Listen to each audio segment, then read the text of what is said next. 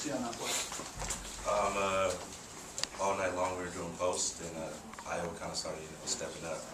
So I guess we made a check on the sideline, and post said, if the safety walked up, give him a post move, go to the top, and he would hit me. So we saw the coverage, he gave it to me, and made the catch. Did you see that replay, or see it on TV? I haven't seen it, I haven't saw the wide copy though, but I saw the catch, so I guess. I mean, it looked like you barely got it. Yeah, I mean, when I saw it, I didn't know if I was going to get there, but I said we are going to find out, and made the catch.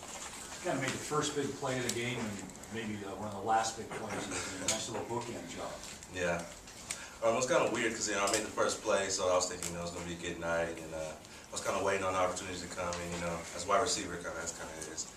If you don't get too many balls, you just wake up, you're ready, when the ball's coming to you, so came with the catch, so. What have you seen different about Nick in the huddle, his presence? I think it's kind of like how I see about the whole team, as far as the offense goes. It's not like the first time, when it's first time, kind of have nerves, not that you don't think you can do it, but that, not that confidence, that, that swag. So this year I see like Nick, he's really confident, doesn't get too high, doesn't get too low, it's like expected. He says he tries to keep everybody loose on the sideline, maybe tell a couple jokes. Is he a particularly funny guy?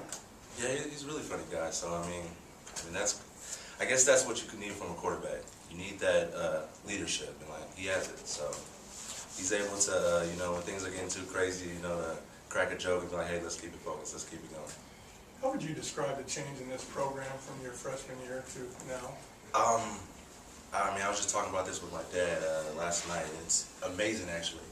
When I first got here, the goal wasn't to win Rose Bowls. It was kind of, I guess, just to go to a bowl game. And everybody on the team didn't expect to win every game. Now, that's what every time we go on the field, we expect to win. We expect every player to do their job. We expect every player to step up. And when we say Rose Bowl, we actually do mean it. So I think that would be the biggest change that I've seen, the mindset, the winning mindset at U of A. Speaking of stepping up, there's some injuries at the receiver spot. Do you anticipate your role changing at all? I wouldn't say really changing. As far as all the receivers go, I know, me, Bug, David Douglas, and Juron Criner, we all expect, when we get that ball, to make plays. So we're going to hold it down until Juron gets back. I don't know if it's this week or, next week.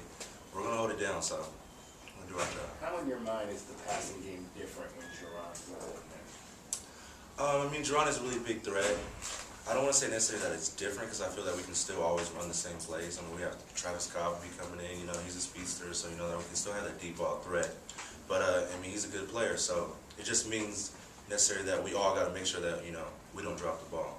We all make sure we step up. We all make sure we make those catches. Where do you fit in this receiving core? Do you think everybody kind of has their own personality? I think as far as mine, it's making sure everybody is level. I guess when I be one of the older guys, I gotta kind of be that leadership. Make sure that we're not taking it easy. We're not, especially after a win like this, making sure that we don't get too high. Make sure we know we gotta work. The season's still a long season. I know it's early in the week. Do you think Juron will play on Saturday? I talked to him earlier today. I'm not sure exactly. I didn't really get that much time to talk to him, but I think it is a possibility. I'm not sure though. Have you ever had turf toe? I have not had turf toe. What have you heard about it?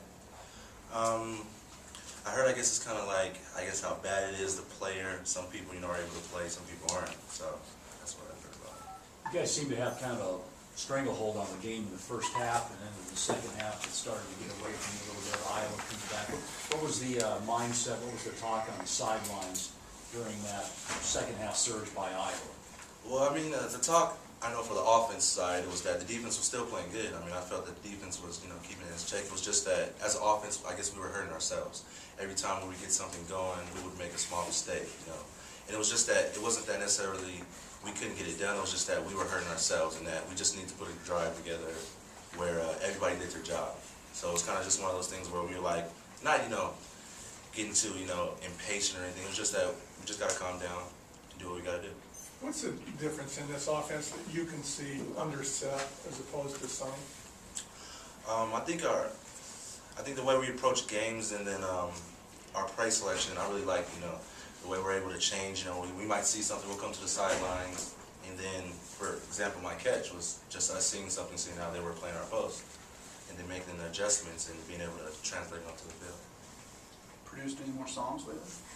The new one that's playing, there's actually a music video that it's kind of out of my hands now. It's my cousin and Zach White and Brandon Betts. They're actually doing a music video that's supposed to play at the stadium because they're talking to the marketing people. So it's supposed to be nice. I heard they shot all last game. They do a really nice job. So I haven't seen it yet. So I guess it'd be a surprise to all of us. What's the name of the new song? It's called so far out of my hand, but it's called the Wildcat Pride. What have you seen maybe from the in-stadium fan support since we've gotten here from students, from everybody so far? I think when we first got here, I mean, the fans have always been great. They've always been out there cheering, even when, we wasn't winning all the games. They've always been there. I think now it's kind of like the team.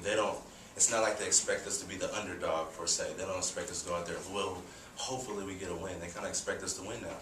So that's what I see. The Iowa game obviously was huge. How important is the Cal game now to keep this thing going? Every win gets bigger, so it's actually more important than Iowa, because if we lose to Cal, then the Iowa game really doesn't mean anything. We're kind of right back where we would have been. So it's actually more important the way I feel. Every game gets bigger. Is there a fine line that you guys have to walk between enjoying Saturday and preparing for next Saturday? It is a very fine line because, I guess it goes with the getting too high. So you get too high, you think, oh, we're a good team. We don't have to, certainly, go all out, or we don't have to prepare so hard. And that's when you go out and you go lose. So you got to make sure that we stay on it. We got to make sure that we approach every game the same way.